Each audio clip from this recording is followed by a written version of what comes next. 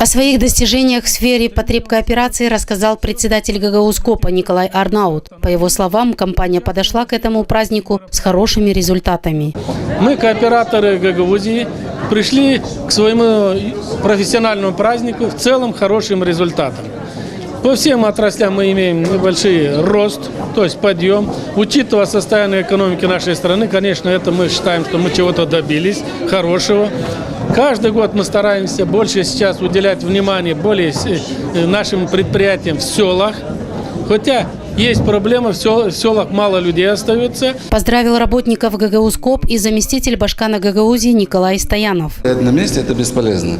Надо двигаться вперед, надо использовать современные технологии, надо оказывать качественные услуги, надо ценить каждого покупателя, что сегодня делает потребкооперация. И мы за это благодарим их от имени руководства автономии.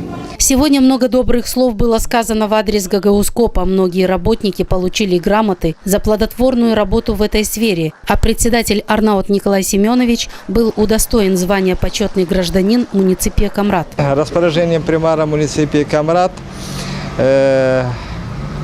был удостоен звания почетный житель муниципии Камрат, директор ГГУ-СКОПа Арнаут Николай Семенович за ту деятельность, которая, особенно последние 5 лет, ту модернизацию, которую осуществляет на территории муниципии Камрат. Система ГГУ-СКОП на территории автономии обслуживает около 150 тысяч человек. В этой компании числится около 14 пайщиков с паевым фондом в 750 тысяч леев. На сегодняшний день в системе ГГУ-СКОПа имеется 147 магазинов, из которых 67 действующие. 42 магазина переданы в аренду и 37 магазинов закрыты на ремонт.